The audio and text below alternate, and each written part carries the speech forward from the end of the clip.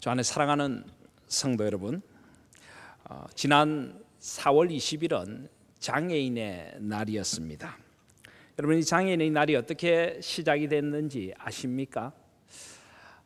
우리나라에서는 1972년부터 민간 장애인 단체에서 4월이 1년 중 만물이 소생하는 계절이어서 4월 20일을 장애인의 재활 의지를 부각시켜 주고 또 그분들을 격려해야 되겠다 하는 의미에서 재활의 날로 지켜왔습니다. 그런데 1981년에 국제연합기구 유엔에서 제1회 세계 장애인의 해를 선포했습니다. 장애인들의 완전한 참여와 평등을 이루어내는 온 세상이 되도록 합시다, 이런 뜻으로 세계 장애인의 해를 선포하면서 유엔에 속한 모든 나라들, 온 세계의 모든 나라들에게 함께 장애인의 날을 지키자고 권면을 했습니다. 그래서 우리나라도 1981년부터 4월 20일을 국가적인 기념일로, 장애인의 날로 지금까지 지켜오고 있습니다. 그러니까 올해가 장애인의 날을 지키기 시작한 지 36회 되는 36주년 국가적 장애인의 날 기념일이라고 기념의 해라고 할 수가 있습니다. 살아계신 여러분은 지난 4월 20일을 어떻게 보내셨습니까? 그날이 장애인의 날임을 기억하고 보내셨습니까? 그날 장애인들에 대한 어떤 특별한 마음과 생각을 가지고 하루를 보내셨고 또 장애인들을 위해 기도하는 하루를 보내셨습니까? 한번 물어보고 싶습니다.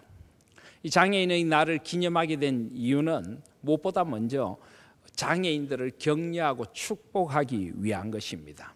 장애를 가진 분들이 재활 의지를 가지고 이 세상에서 희망, 소망을 가지고 살아갈 수 있도록 격려하고 우리가 장애를 가진 분들과 함께 한다는 것을 일깨워주며 그 장애를 가진 분들을 사랑으로 돌아보겠다는 그런 의지를 다지는 날이 바로 이 장애인의 날입니다.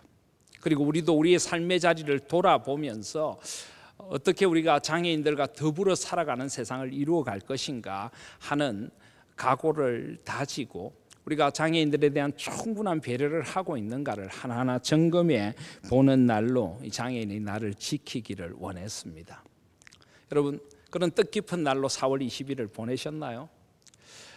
사실 장애인의 날은 4월 20일 하루가 아니라 1년 365일이 되어져야 합니다. 이 4월 20일을 통하여서 우리와 더불어 살아가는 장애인들에 대한 생각을 우리가 일깨워서 1년 365일을 장애인의 날로 만들어 가자는 것이 원래의 취지입니다. 그래서 4월 20일부터 한 주간을 장애인 주간으로 선포하고 장애인들과 더불어 살아가는 삶의 자리들을 여러 가지로 조명해 보고 또 나누고 참여하고 돌보고 하는 시간들로 지키고 있습니다. 그러니까 오늘이 계속 장애인 주간 가운데 하루입니다. 그리고 특별히 우리 고신총회에서는 이 4월 넷째 주일을 장애인 주일로 지키고 있습니다. 그래서 오늘은 우리 고신총회에서 장애인 주일로 지키는 주일입니다. 여러분 가지고 계신 우리 교회 달력을 보면 오늘 4월 24일 밑에 장애인 주일이라는 말이 써져 있을 것입니다. 그래서 오늘 저는 이 뜻깊은 장애인 주일을 맞으면서 또 36주년 되는 장애인의 나를 기념하는 이 장애인 주간을 맞으면서 과연 이 장애에 대하여 성경이 무엇이라고 말씀하시는가, 이 장애를 향한 하나님의 뜻이 무엇인가를 말씀을 통하여 살펴보려고 합니다. 무엇보다 먼저 이 성경은 장애인에 대한 아주 지대한 관심을 보이고 있습니다. 우리 하나님은 장애인들의 하나님이라고 해도 과언이 아닐 만큼 성경 곳곳에서 장애인들을 향한 하나님의 사랑과 관심이 등장하고 있습니다. 성경 전체를 보시면은 장애인들에 대한 기록이 성경 66권에 무려 163회 정도 등장을 합니다. 어떤 특정한 인물에 대한 또 특정한 관심에 대한 이 등장 횟수로서는 굉장히 많은 것이라고 할 수가 있습니다. 구약에 89회, 신약에 74회 정도 등장을 합니다. 장애별로 보면 구약에는 시각장애가 47회, 청각장애가 15회, 지체장애가 27회 정도 등장을 합니다. 그리고 신약을 보면은 시각장애가 33회, 청각장애가 9회, 지체장애가 32회 정도 등장을 합니다. 그런데 이뿐만 아니라 어떤 정신적인 장애라든지 어떤 결핍들을 일컫는 경우들을 다 합한다면은 성경은 정말 장애에 대한 언급을 많이 하고 있다는 것을 우리가 알 수가 있습니다. 여러분, 우리가 누구입니까? 우리는 하나님의 자녀들입니다. 우리는 그리스도인들입니다. 우리는 하나님의 마음이 가는 곳에 우리의 마음이 가야 하는 것입니다. 하나님께서 관심을 가지시는 것에 우리의 관심이 당연히 가 있어야 하는 것입니다. 그런데 한번 물어보고 싶습니다. 하나님은 이토록 장애인에 대하여 많은 관심을 가지고 계시는데 우리 그리스도인들은 얼마나 장애인들에 대한 관심을 과연 가지고 살아갑니까? 우리 교회는 얼마나 장애인에 대한 관심을 가지고 있습니까? 우리나라 인구의 장애인이 어느 정도 될까요? 공식적인 통계에 의하면 한 250만 정도가 장애인이라고 합니다. 전체 인구의 한 5% 정도입니다. 그런데 이것은 장애를 등록하고 신고하고 집계가 되는 경우이고 보통 일반적으로 어느 사회든지 어느 나라든지 인구의 한 10% 정도는 장애를 가지고 살아갑니다. 우리나라에도 약 한 10% 한 500만 정도의 장애인이 있는 것으로 추산이 됩니다. 그런데 우리나라 인구의 10%가 장애인입니다. 그리고 우리나라 인구의 기독교인이 얼마나 됩니까? 기독교인이 약 한 20%가 되죠.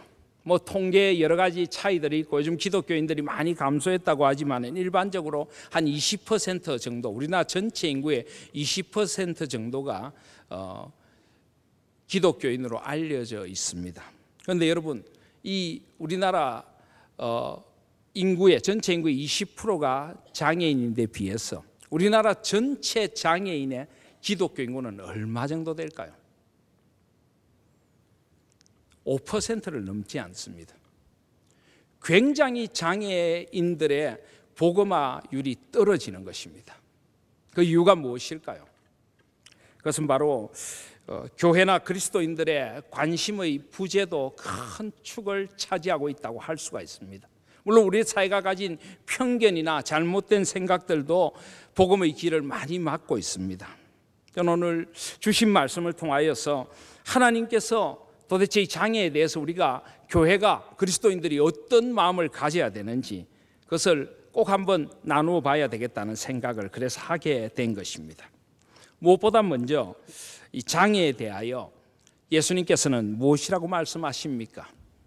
제일 먼저 예수님이 원하시는 것은 장애에 대해서 그 어떤 차별과 편견도 가져서는 안 된다는 것입니다.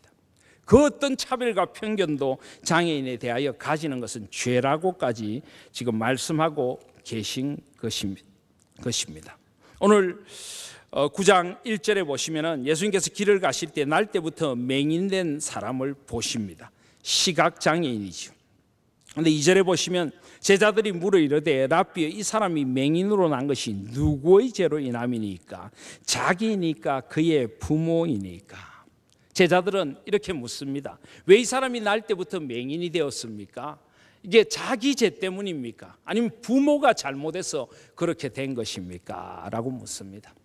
사랑하시는 여러분, 이것은 장애에 대한 사람들이 가지고 있는 일반적인 편견을 대변하는 것이라고 할 수가 있습니다. 우리도 알게 모르게 장애를 가진 사람들에 대해서 이런 편견들을 얼마나 많이 가지고 살아갑니까? 누군가가 태어나서부터 장애를 가지고 살아가면은 우리는 그 사람을 보면서 본능적으로 무엇이 잘못되었는가? 저 사람은 무엇이 잘못되었길래 저런 벌을 받는가? 저런 저주를 받는가? 누구의 죄 때문인가? 그 책임이 누구에게 있는가? 우리는 본능적으로 그렇게 생각을 하며 장애를 가진 사람을 뭔가 잘못된 존재로 생각을 합니다. 그리고 그들을 굉장히 꺼리고 터부시하고 소외시키는 그런 일들이 얼마나 많이 있습니까? 솔직히 우리나라에서는 오랫동안 용어적으로도 장애인들을 얼마나 많이 차별했습니까? 절대 써서는 안 될 용어들을 통하여서 그들이 뭔가 큰 어떤 잘못된 존재라는 것을 우리는 얼마나 오랫동안 부각시켜 왔습니까? 얼마나 많은 장애인들이 그 말들의 상처를 입고 사람들의 그 차가운 마음의 벽 앞에서 무너져 내렸는지 아십니까? 장애인들만 울고 있는 것이 아니라 그런 차별 앞에서 하나님도 울고 계십니다. 하나님은 그것이 분명히 잘못이라고 말씀하십니다. 3절에 보시면 예수께서 대답하시되 이 사람이나 그 부모의 죄로 인한 것이 아니라 그에게서 하나님이 하시는 일을 나타내고자 하심이라. 결코 장애는 죄 때문도 아니고 저주의 결과도 아니고 그들이 하나님의 사랑에서 소외된 자들이라는 표시도 아니라고 주님은 단호하게 말씀하고 계시는 것입니다. 오늘 이 말씀을 가슴 깊이 들으실 수 있는 저와 여러분들이 되시기를 바랍니다.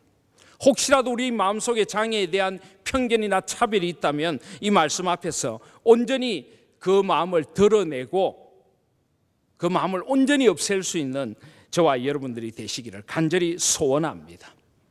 물론 장애나 그런 것들은 근원적으로는 죄의 문제라고 할 수가 있습니다. 하나님은 사람을 지으실 때 온전한 하나님의 형상으로 지으셨습니다. 그런데 인간들은 죄를 지음으로 말미암아 온갖 죄의 결과인 뒤틀림이 세상 속에 들어왔습니다. 그런 근원적인 문제에서 장애가 죄의 문제가 아니라고 할 수는 없을 것입니다. 그런데 그렇다면 이것은 비단 우리 육신의 장애만이 아니죠. 어떤 면에서는 죄의 문제에서 장애를 다룬다면 우리 모든 이 세상에 사는 사람들은 다 장애인입니다.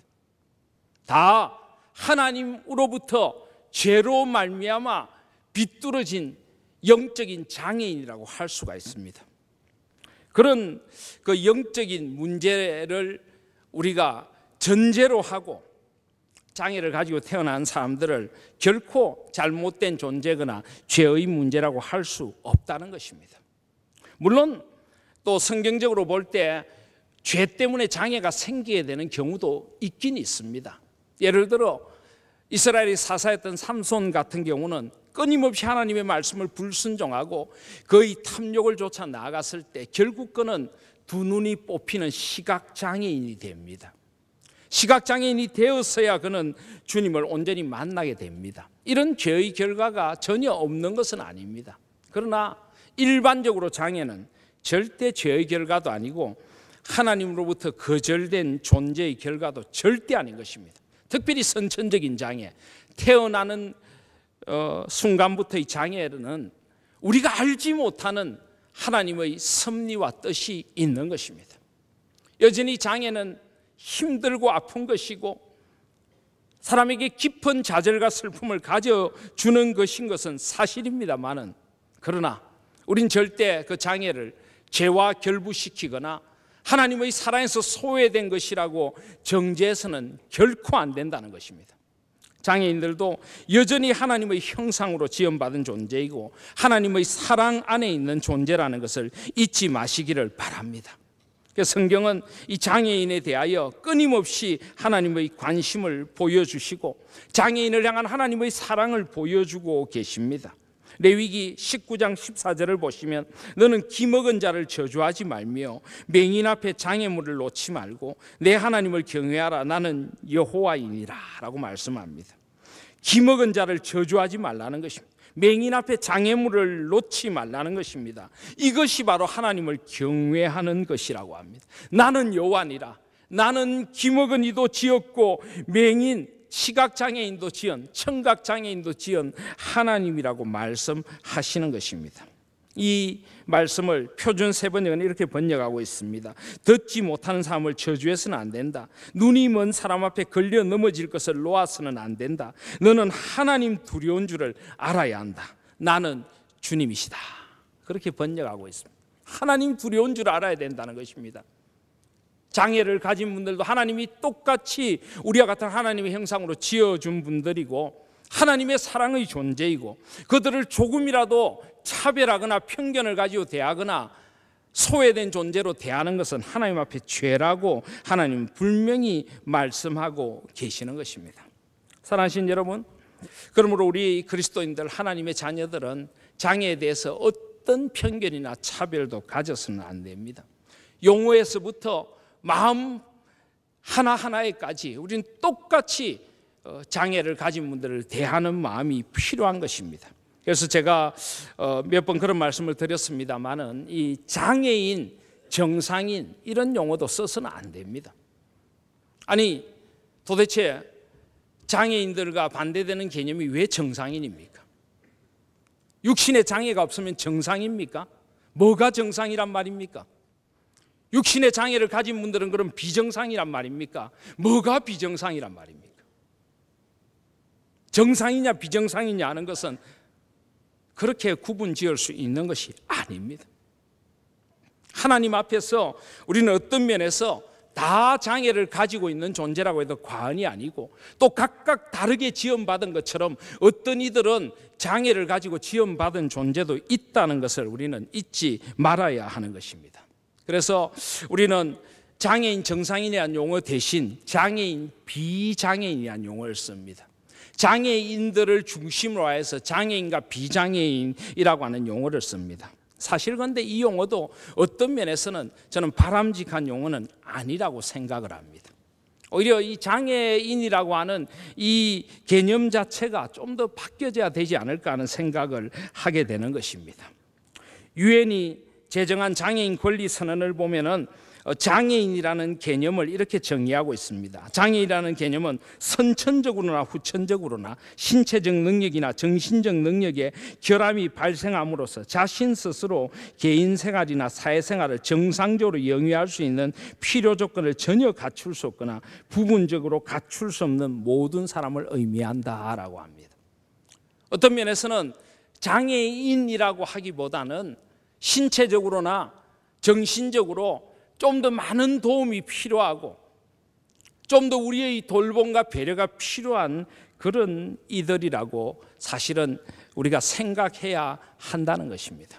그리고 여러분, 실제로 이 장애인들 가운데 선천적인 장애인은 전체 장애인의 10% 정도, 많이 계산해도 20%가 넘지 않는다고 합니다. 적어도 80% 이상의 장애인들은 후천적인 장애를 가지고 살아가야 됩니다. 생의 어느 순간에 자신의 힘으로는 도저히 생활을 영위하기 힘들고 누군가의 도움을 필요로 할 수밖에 없는 장애를 갖게 된다는 것입니다. 특별히 산업화되고 도시화되면서 점점 이 장애가 많아져 갑니다. 그리고 고령화가 되면서 점점 그 장애가 많아져 가는 것입니다. 그래서 지금은 우리 사회의 10% 정도가 장애를 가지고 살아간다고 하지만은 앞으로 한 20년 후에는 20%, 많게는 한 40%의 인구가 장애를 가지고 살아가게 될 것이다. 그런 통계도 있습니다. 그런 의미에서 본다면은 저와 여러분도 어떤 면에서는 잠재적인 장애를 가지고 살아간다고 해도 과언이 아닐 것입니다. 물론 우리 교회는 장애를 가지신 분들이 많이 계십니다. 그리고 또 지금 현재는 그런 어떤 육체적인 장애가 없다고 할지라도 앞으로 살아가시면서 생의 어느 순간에 우린 장애를 만날 수 있는 것입니다. 그래서 우리는 장애에 대해서 절대 편견을 가지거나 차별을 해서는 안 됩니다. 이 장애도 하나님께서 허락하신 것이고 이 장애도 얼마든지 하나님 앞에 하나님의 일에 쓰임 받을 수 있는 하나님의 은혜의 도구가 될 수 있고 하나님은 특별히 육신의 장애를 가지거나 정신의 장애를 가지거나 결핍을 가진 그런 분들을 더 하나님께서 더 큰 사랑으로 돌보시고 하나님의 나라의 똑같은 구성원으로 생각하신다는 것을 우리는 잊지 않아야 하는 것입니다. 그래서 제가 전에도 그런 말씀을 드렸습니다마는 장애인이라고 하는 이 용어를 영어로는 disabled 또는 handicapped라고 대부분 부릅니다. 지금도 우리 지하철 같은 데 가면은 이 장애인석을 handicapped라고 부르죠. 근데 이 용어도 그렇게 좋은 용어가 아닙니다. disabled 영어로 그렇게 이야기하는 것 불구라는 말이죠. handicapped 결함이 있다는 말이죠. 그런데 1980년대부터 미국에서는 그런 용어를 쓰는 것이 좋지 않다. 그래서 the differently abled라는 표현을 씁니다. 다른 재능을 가진, 그러니까 장애를 가진 사람이든 장애를 가지지 않는 사람이든 각각 하나님께 주신 재능이 다른데, 어떤 육신의 장애가 있는 사람들은 하나님께 주신 또 다른 육신의 장애가 없는 사람이 가지지 못한 그런 특별한 재능과 능력을 하나님께서 주셨다는 것입니다. 한마디로 이야기하면 우리 모두는 다르게 지음받았고, 우리 모두는 하나님의 일을 위하여 이 땅에 소중하게 지음받은 존재이고, 우리 모두는 그 누구도 차별이나 편견 앞에 놓여져서는 안 되는 존재라는 것을 강조하고 있는 것입니다. 사랑하신 여러분, 장애에 대한 우리의 생각을 주님의 마음에 맞추실 수 있는 저와 여러분들이 되시기를 바랍니다. 그리고 우리 모두가 어떤 면에서는 영적으로 장애일 수 있고, 우리 모두가 어떤 면에서는 어떤 결핍을 가지고 있는 존재라는 것을 잊지 마시고, 우리는 서로를 향해 배려하고 더 많은 도움을 필요로 하는 이들을 향하여 마음의 문을 열고, 항상 그들의 입장에서 세상을 바라보고 생각하면서 어떻게 하면 누구도 소외되지 않고 누구도 편견 앞에 놓여지지 않는 그런 아름다운 세상을 만들어 갈 것인가, 그것이 바로 하나님이 원하시는 하나님의 나라임을 잊지 마시기를 바랍니다. 우리 그리스도인들이 그 일에 앞장서야 하고, 우리 교회가 그 일에 앞장설 수 있는 우리 하나님 교회가 될 수 있기를 주님의 이름으로 소원합니다. 그래서 주님은 바로 이 장애인들을 향한 주님의 끊임없는 배려, 예수 그리스도의 사역 가운데서 어떤 사람은 한 절반 정도의 사역이 장애인들을 대상으로 하는 사역이었다라는 그런 통계까지 이야기를 합니다. 주님은 오늘 말씀하십니다. 3절에 다시 한번 보시면은, 이 사람이 장애인이 된 것은 이 사람이나 그 부모의 죄로 인한 것이 아니라 그에게서 하나님이 하시는 일을 나타내고자 하심이라 라고 말씀하신 후에 4절에 보면, 때가 아직 낮임에 나를 보내신 이의 일을 우리가 하여야 하리라. 밤이 오리니 그때는 아무도 일할 수 없느니라. 주님은 바로 이 일을 위하여 오셨다는 것입니다. 장애를 가진 이들을 일으키고, 그것이 육신의 장애이든 지적인 정신적인 장애이든 영적인 장애이든 장애를 가진 이들을 일으키고, 소외된 그들을 찾아가고, 편견과 차별에 갇혀있는 그들을 자유케 하려고 오셨다고 말씀하고 있습니다. 내가 세상에 있는 동안에는 세상의 빛이로라. 빛으로 오셔서 어둠과 절망에 앉아있던 이들을 찾아오시는 일이 주님의 일이라고 말씀하고 계시는 것입니다. 그러므로 우리 교회도 이 장애인 사역을 하나님 나라의 소중한 사역으로 우리는 생각할 수 있어야 합니다. 장애인 사역에 대한 선교의 비전을 우리가 가져야 하고요, 하나님께서 이루시고자 하는 종말론적인 하나님 나라 공동체의 사역으로 우리는 볼 수 있어야 하는 것입니다. 우리 예수님께서 이 땅에 오셔서 사명 선언을 하신 것이 있습니다. 누가복음 4장 18절에 보시면, 주의 성령이 내게 임하셨으니 이는 가난한 자에게 복음을 전하게 하시려고 내게 기름을 부으시고 나를 보내사 포로된 자에게 자유를, 눈먼 자에게 다시 보게 함을 전파하며 눌린 자를 자유롭게 하고 주의 은혜의 해를 전파하게 하려 하심이라. 여기 보시면 주님은 각종 장애에 시달리고 있는 이들을 위하여 오셨다고 말합니다. 눈먼 자에게 다시 보게 함을 전파하러 오셨다. 그런데 눈먼 자만이 장애인이 아닙니다. 포로된 자에게 자유를, 포로된 자들도 장애인입니다. 온갖 세상에 포로되고 세상의 것들에 중독에 포로되어 있고 세상의 죄의 포로가 되어 있는 자들도 결국은 영적인 장애인이라고 말씀하십니다. 눌린 자를 자유롭게 하고, 온갖 세상의 것들에 눌려 있는 사람들, 세상의 온갖 쾌락과 온갖 썩어질 것들에 눌려서 살아가는 이들, 그들도 다 장애인이라고 주님은 지금 말씀하고 계시는 것입니다. 그 모두를 자유케 하고 그 모두를 회복시키기 위하여 주께서 오셨다. 이것이 바로 주님의 메시아로서의 사명이었던 것입니다. 누가복음 7장에도 요한이 당신이 오실 그분입니까? 라고 묻는데 예수님께서 7장 22절에 보시면 대답하여 이르시되 너희가 가서 보고 들은 것을 요한에게 알리되 맹인이 보며 못 걷는 사람이 걸으며 나병한 자가 깨끗함을 받으며 기먹은 사람이 들으며 죽은 자가 살아나며 가난한 자에게 복음이 전파된다 하라. 그렇습니다. 육신의 장애든 영적인 장애든 삶에서 지치고 힘든 이들이든지 주님은 그들을 일으키시러 오셨고 그들을 온전히 회복시키러 오셨다고 말씀하고 계시는 것입니다. 그러므로 교회는 장애인들을 향해 나아가야 합니다. 육신의 장애를 가진 이들을 향해서도 나아가야 하고 지적인 장애를 가진 이들을 향해서도 나아가야 하는 것입니다. 영적인 장애를 가진 이들을 향해서도 나아가야 합니다. 그리고 먼저 우리가 자유케 하시는 주님을 만나서 우리의 장애로부터 먼저 나음을 입고 치유를 입어 주님을 온전히 바라보고 주님을 온전히 섬기며 다른 장애된 이들에게 나아갈 수 있는 그것이 바로 교회, 그것이 바로 예수님께서 원하시는 사역이라고 오늘 성경은 분명히 말씀하고 계시는 것입니다. 사랑하신 여러분, 우리의 영적인 장애를 보실 수 있기를 바랍니다. 그리고 우리의 주위에 영적으로든 육적으로든 지적으로든 장애된 이들을 주님의 마음으로 보실 수 있기를 바랍니다. 그들에게 구원의 복음이 전해지고 그들에게 자유의 복음이 선포되고 그들이 하나님의 나라의 공동체, 하나님의 사랑의 공동체 속에 들어와서 돌봄을 받고 하나님 안에서 사랑을 누리고 저 영원한 소망을 함께 바라보도록 하는 것, 이것이 바로 교회의 존재의 이유이고 교회의 사명이 되어져야 한다는 것입니다. 주님은 그렇게 주님의 하시는 일을 먼저 말씀하십니다. 그러신 후에 9장 6절에 보시면은 주님께서 이 말씀을 하신 후에 땅에 침을 뱉어 진흙을 이겨 그의 눈에 바르셨다라고 합니다. 사랑하신 여러분, 왜 주님께서 이렇게 하셨을까요? 땅에 침을 뱉었다. 이 침을 뱉었다는 말이 저는 별로 좋은 번역이 아니라고 생각합니다. 침을 뱉는 것은 잘못하면 굉장히 모멸적으로 보일 수가 있죠.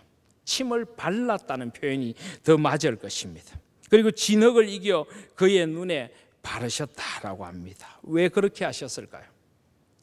주님은 지금 아주 특별한 방법으로 주님의 사랑을 전하고 있는 것입니다. 침을 뱉는다는 것, 이것은 주님의 생명과 사랑을 그가 눈을 보지 못하는 그가 침을 바름으로써 느낄 수 있도록 하시는 것입니다. 진흙을 이겨 그의 눈에 바르신다. 이것은 물론 지금 우리와 많은 다른 문화 속에서 하나의 치유의 행위라고 할 수도 있지만은 하나님께서는 우리를 창조하실 때 사람을 흙을 빚어 창조하시고 그 코에 생기를 불어넣어서 생명이 되도록 하셨습니다. 주님은 지금 창조의 사역을 하고 계십니다. 거의 모든 어그러진 것들이 온전히 회복될 수 있도록 새 창조의 사역을 하고 계시는 것입니다. 그리고 무엇보다 시각장애인인 그가 가장 여실히 느낄 수 있도록 거의 그 살아있는 감각을 통하여서 주님의 사랑을 느끼고 주님의 생명이 전해지고 주님의 창조의 역사가 전해질 수 있도록 그에게 지금 다가가고 계신 것입니다. 이분이 바로 우리 주님이시고 주님은 이렇게 우리에게 다가오시는 분이십니다. 그 시각장애를 가진 사람의 가장 고통스러운 부위가 무엇인가를 아십니다. 가장 자기의 삶에서 절망스러운 부분이 무엇인가를 알고 그 부분을 어루만지시고 그 부분을 치유해 주시는 분이 우리 주님이십니다. 사랑하시는 여러분, 저와 여러분에게 어떤 장애가 있습니까? 육신의 장애든지 영적인 장애든지 우리 정신의 장애든지 주님 앞에 나오시기를 바랍니다. 주님은 다가오셔서 가장 우리의 아픈 부분, 가장 절망스러운 부분, 가장 우리에게 치유되어야 할 부분을 치유해 주기를 원하시는 분이십니다. 주님의 손길에 여러분의 삶을 들여보시기를 바랍니다. 주님 앞에 나와 온전히 주님의 치유하시는 은혜를 누릴 수 있기를 주님의 이름으로 소원합니다. 주님은 그렇게 그 장애인에게 가장 간절한 은혜로 다가오셨습니다. 주님은 항상 이렇게 하셨습니다. 마가복음 7장을 보시면은 기먹고 말 더듬는 자를 예수님한테 데려왔다라고 합니다. 예수님은 그를 따로 데리고 무리를 떠나가십니다. 사람들의 조롱소리, 사람들의 구경거리가 더 이상 되기를 원치 않으셨습니다. 손가락을 그의 양귀에 넣고 침을 발라 그의 혀에 손을 대시며 하늘 우러러 탄식하시며 그에게 이르시되 에바다라고 하시니 이는 열리라는 뜻이라. 그의 귀가 열리고 혀가 맺힌 것이 곧 풀려 말이 불명하여지더라. 주님은 그의 가장 힘들어하는 부분, 그 귀에 그 혀에 손을 대시며 기도해 주신 것입니다. 마가복음 8장에 보면은 역시 시각장애인을 고치는 말씀이 나옵니다. 예수님께서 시각장애인의 손을 붙잡으시고 마을 밖으로 데리고 나가사 눈에 침을 바르시며 그에게 안수하시고 무엇이 보이느냐? 그의 그 잃어버린 시각을 회복시켜 주시고 그를 온전케 하십니다. 그리고 사람들이 보이나이다, 나무 같은 것들이 걸어가는 것을 보나이다 하니까 이에 그 눈에 다시 안수하심. 주님은 온전해질 때까지 다시 안수해 주시고 다시 고쳐주시고 다시 치유해 주시고 그의 가장 아픈 부위를 그가 가장 잘 느낄 수 있도록 그렇게 주님은 다가가셔서 치유해 주시는 주님이심을 알 수가 있습니다. 사랑하신 여러분, 우리가 먼저 주님 앞에 이렇게 치유의 은혜를 누리실 수 있기를 바랍니다. 우리의 이 모든 다치고 맺힌 것들이 주님 앞에 풀려지는 은혜를 누리실 수 있기를 바랍니다. 그리고 우리도 또 이런 사랑으로 도움을 필요로 하는 이들, 장애를 안고 살아가는 이들에게 나아가야 합니다. 저는 우리 교회가 참 이렇게 교회당 건물을 가지지 않고 이곳에서 예배를 드리는 이 모습이 참 아름답고 좋습니다.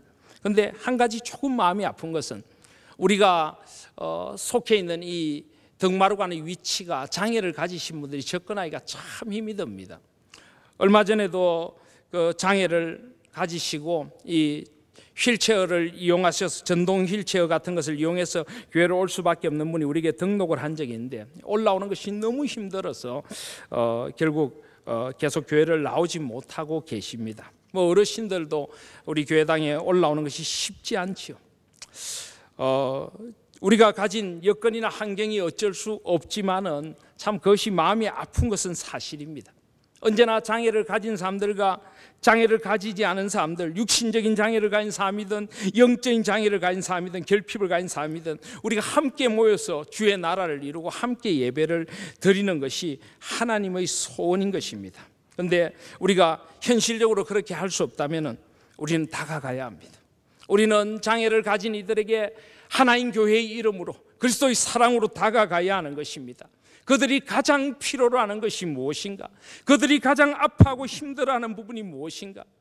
차별과 편견을 가지지 않는 그 정도를 넘어서서 우리는 더 적극적으로 다가가서 함께 장애의 아픔을 나누고 그 장애 속에 찾아오시는 주님의 사랑을 나누고 그 장애를 통하여 역사하시는 하나님의 손길을 나눌 수 있는 우리들이 되어져야 하는 것입니다.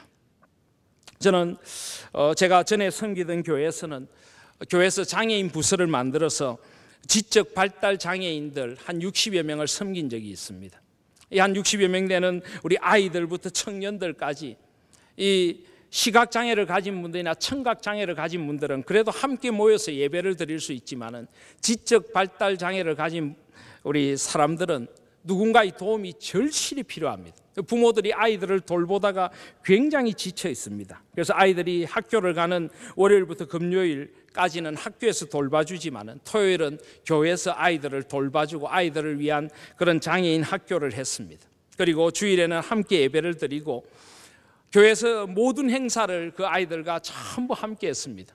찬양대회를 해도 같이 하고 교회 축제를 해도 같이 하고 그 아이들에게 그들의 그 가장 필요에 맞는 그들이 이해할 수 있는 언어로 복음을 전할 수 있는 전문가들, 우리 교인들을 훈련해서 복음을 전하고 그 아이들이 신앙의 고백을 하고 교회 앞에서 세례를 받고 그 부모님들이 그 아이들을 통하여 복음이 전해지고 정말 하나님의 차별 없으신 사랑, 그 구원의 은혜를 다 같이 누리고 온 성도들이 우리에게 있는 마음의 장애는 없는지, 영적인 장애는 없는지를 돌아보고 함께 했던 그런 아름다운 복음의 역사들이 있었습니다. 저는 앞으로 우리 교회가 하나님 주시는 기회가 닿는 대로 그런 장애인 사역들을 구체적으로 펼쳐나가며 우리가 할 수 있는 그런 한계 안에서 우리가 할 수 있는 그런 일들 안에서 그렇게 장애인들을 섬겨갈 수 있는 하나님 나라를 누리는 그런 교회가 될 수 있기를 주님의 이름으로 소원합니다. 그리고 우리 모든 성도님들도 삶의 자리에서 그렇게 내가 장애인들에게 다가가고 그들에게 그리스도의 사랑을 전하는 하나님 교회임을 잊지 말고 살아가실 수 있기를 바랍니다. 여러분의 직장에서, 여러분이 경영하는 사업터에서, 여러분의 이웃들을 향하여서, 이 땅에 살아가는 장애인들을 향하여서 주님의 마음으로 다가가시고 주께서 친히 그 눈을 어루만져 주셨던 것처럼 그 상처를 어루만져 주고 그들의 아픔을 주님의 사랑으로 치유해 주는 그 일에 쓰임 받는 우리 하나님 교회 온 성도님들이 되시기를 주님의 이름으로 축원드립니다. 주님은 이제 그의 그의 그 눈에 침과 진흙을 바르신 후에 실로암 못에 가서 씻으라라고 합니다. 이 실로암이라고 하는 것은 보냄을 받았다, 실로아라고 하는 말에서 나온 말입니다. 보냄을 받았다. 여러분, 주님께서 왜 그 사람을 이 실로암으로 보내실까요? 주님이 그 자리에서도 이 사람을 치유할 수 있지 않습니까? 그런데 왜 그를 실로암으로 보내시는 것입니까? 실로암에 가서 씻으라 하기에 11절에 보니 가서 씻었더니 보게 되었노라. 왜 그리로 보내셨을까요? 주님은 이 사람이 주님에 대한 믿음을 가지고 주님의 보내심을 받아서 치유하시는 주님의 은혜를 안고 그곳까지 가기를 원하셨습니다. 주님은 그를 하나님의 사람으로 회복시키시고 온전히 그를 주님의 치유의 하나의 증거로 보내시기를 원하셨던 것입니다. 그리고 그는 아마 실로암을 향하여 가면서 누군가의 도움을 필요로 했을지 모릅니다. 그와 함께 가라는 것입니다. 그를 도우면서 주님의 치유의 샘물인 실로암으로 나아가라고 주님은 우리를 사명자로 보내기를 원하십니다. 그런 의미에서 저는 교회가 실로암이 되어져야 된다고 생각합니다. 이 세상 장애를 안고 살아가는 모든 아픈 이들을 향해서 보냄받은 교회, 그들을 치유의 주님께로 인도하고 그 치유의 은혜를 속으로 보내는 그런 교회, 바로 이 실로암이 우리 교회가 되어져야 한다고 저는 믿습니다. 우리가 그렇게 보냄받은 존재들이기 때문입니다. 그는 그 실로암에 가서 온전히 주님의 치유의 은혜를 누립니다. 많은 사람들 앞에서 그 주님의 치유의 은혜를 증거하는 하나님의 이제는 전령으로 그는 보냄받은 자가 된 것입니다. 사랑하신 여러분, 그가 어떤 사람이었습니까?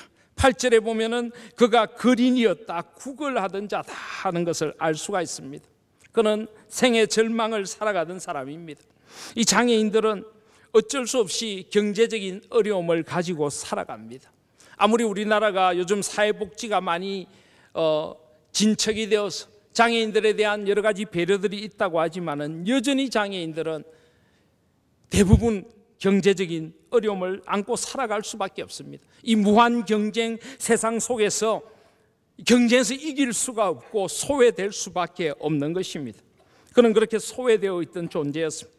그는 사람들의 조롱거리가 되었던 존재였습니다. 그런데 이제 주님을 만났고 주님의 보내심을 받아서 주님의 역사를 증거하는 자리로 그가 나아가게 된 것입니다. 실로암은 그 인생을 온전히 바꾸는 진정으로 주님의 보냄받은 자로 그를 거듭나게 하는 곳이 되었던 것입니다. 사랑하신 여러분, 저와 여러분에게도 이런 실로암이 있기를 소원합니다. 그리고 우리가 이렇게 세상의 실로암이 되어줄 수 있는 교회가 될 수 있기를 소원합니다. 여전히 힘듦과 어려움, 경제적인 궁핍과 차별 가운데 살아가고 있는 우리 장애를 안고 살아가는 우리 형제 자매들에게 우리가 어떤 실로암이 되어주고 어떤 실질적인 도움이 되어주고 어떻게 그리스도의 사랑을 전하며 함께 하나님의 나라를 이루어갈지를 고민할 수 있는 그런 우리 하나님 교회가 될 수 있기를 주님의 이름으로 축원드립니다. 이제 말씀을 맺으며 마지막 한 가지 더 전하고 싶은 것이 있습니다. 주님은 장애인들을 치유하시면서 반드시 하신 것이 두 가지가 있습니다. 그 하나는 장애인들을 육적인 치유에 그치지 않고 영혼의 구원의 자리로 인도하셨다는 것입니다. 오늘 이 장애를 가진 시각장애를 가진 사람은 주님 앞에 눈뜸을 경험하게 되지만은 13절 이하에 보면은 그는 주님 앞에 치유의 은혜를 누린 후에 여러 가지 어려움을 겪게 됩니다. 이 바리새인들이 그를 불러다 놓고 계속하여 그를 신문합니다. 너가 어떻게 해서 눈을 뜨게 되었느냐? 너희 눈을 뜨게 한 사람이 죄인이란 것을 너가 아느냐? 심지어는 부모까지 불러다 놓고 이 사람이 태어나서부터 시각장애인인 것을 확인하고 굉장한 어려움을 겪게 됩니다. 그는 그런 어려움 끝에 다시 찾아오시는 주님을 만나게 됩니다. 35절 이하에 보시면 주님은 그를 다시 찾아오셔서 너가 인자를 믿느냐라고 물으십니다. 36절에 대답하여 이르되 주여 그가 누구시오니까 내가 믿고자 하나이다. 예수께서 이르시되 내가 그를 보았거니와 지금 너와 말하는 자가 그이니라. 38절에 이르되 주여 내가 믿나이다. 어쩌면 그가 이런 어려움을 겪게 하신 것도 이 바리새인들과의 논쟁을 통하여 예수님이 누구신가를 확실히 알도록 하고 그를 온전히 구원의 자리로 인도하시려는 주님의 섭리였을 것입니다. 그렇습니다. 주님이 계실 때처럼 육신의 장애가 치유를 받는 경우들이 지금 현재 우리 이 땅에서는 일어나지 않습니다. 그렇다면 주님은 지금 무엇을 하십니까? 진정으로 중요한 것은 육신의 장애가 아니라 영적인 장애라는 것입니다. 그들이 육신의 장애에서 노임받는 것보다 정말 중요한 것은 주님의 구원의 은혜를 만나는 것입니다. 살아계신 주님을 만나고 주님 앞에서 영원한 소망의 자리로 나아가는 것이 정말 중요한 것입니다. 진정으로 장애인들을 치유할 수 있는 것은 육신의 치유가 아닙니다.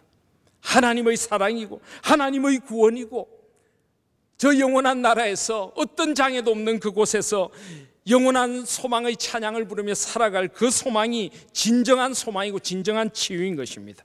그래서 주님은 가장 중요한 치유, 가장 중요한 구원, 이 영혼의 구원, 영혼의 이 온전한 치유로의 은혜 없이 육신의 치유만 행하신 적은 결코 없습니다. 육신의 치유보다 비교도 할 수 없이 소중한 영혼의 치유, 영혼의 구원을 주님은 이루시고자 한 것이 결국 주님의 궁극적인 목적임을 알 수가 있습니다. 그리고 또 하나의 목적이 있습니다. 그것은 바로 육신의 장애를 가지고 살지는 않지만은 영혼의 장애를 가지고 사는 이들을 일깨우시려는 주님의 크신 뜻이 있는 것입니다. 사실 이것이 육신의 장애보다 훨씬 더 심각한 장애입니다. 오늘 말씀해 보시면은 이 바리새인들, 그들은 이 장애인이 치유를 받고 주님 앞에 기뻐하는 그 기쁨의 자리에서도 끊임없이 논쟁을 하고 있습니다. 이 장애인의 눈을 뜨게 한 날이 안식일이라는 것입니다. 어떻게 안식일에 이런 일을 할 수 있느냐? 그들의 마음은 언제나 율법의 틀에 갇혀 있습니다. 그들은 교회의 전통에 갇혀 있는 것입니다. 그들은 주님의 자유케 하시는 복음이 아니라 관습에 얽매여서 따지고 심판하고 정죄하고, 그들은 끊임없이 지금 그런 삶을 살아가고 있습니다. 그들은 입으로는 성경 말씀을 줄줄 외울지 몰라도 영적으로 보면 그들은 장애인인 것입니다. 눈을 뜨고 성경 말씀을 볼지 몰라도 그들은 영적으로 눈먼 자이고, 영적으로 귀가 닫힌 자이고, 영적으로 입이 말라진 자들인 것입니다. 끊임없이 주님의 하시는 일을 그들은 꼬투리를 잡습니다. 그리고 그들은 끊임없이 정죄합니다. 너가 맹인으로 있다가 어떻게 보게 되었느냐? 그 죄인이 어떻게 너를 고쳤느냐? 심지어는 이 시각장애를 가진 사람이 그들을 꾸짖습니다. 나는 예수 그리스도께서 나를 고쳐주신 것, 물론 그는 지금 아직 예수 그리스도를 고백하고 있지는 않지만은 그는 아주 단순하게 하나님이 이 일을 하신 것 아니냐고 31절 이하에 보면 말씀하고 있습니다. 창세 이후로 맹인으로 난 자의 눈을 뜨게 하였다함을 듣지 못하였으니 이 사람이 하나님께로부터 오지 아니하였으면 아무 일도 할 수 없으리이다. 그는 단순히 그의 신앙을 고백하고 있는데 영적으로 다친 자들은 끊임없이 그들의 논리로, 그들의 생각으로 주님의 사역을 정죄하고 있는 것입니다. 사랑하신 여러분, 어쩌면 이것이 저와 여러분의 모습일 수 있지 않습니까? 육신의 장애는 가지고 있지 않다 하더라도 영적으로 눈 멀고 귀 멀고 마음이 닫혀서 주님의 하시는 일을 알지도 못하고 끊임없이 다른 이들을 정죄하고 비판하고 세상을 왜곡된 눈으로 바라보는 사람들, 그것이 바로 장애인인 것입니다. 그것이 바로 영적인 더 심각한 장애인 것입니다. 주님은 그들을 새롭게 하시는 세상의 빛으로 오신 것입니다. 사랑하신 여러분, 이 말씀 속에서 우리가 육신의 장애를 가진 이들을 어떻게 바라봐야 될 것인가만 보지 마시고 심각한 나의 영적인 장애를 보시고 내가 주님 앞에서 어떻게 나아가야 될지를 다시 한번 새롭게 발견하시는 저와 여러분들이 되시기를 바랍니다. 그래서 정말 주님의 자유케 하시는 은혜의 해가 저와 여러분의 삶에 임할 수 있기를 간절히 소원합니다. 우리 영적인 왜곡, 우리 육적인 왜곡을 온전히 고치셔서 하나님이 원하시는 정말 주님의 은혜의 해가 가득한 세상을 이루어가는, 하나님의 나라를 이루어가는 우리 하나인 교회가 되십시다.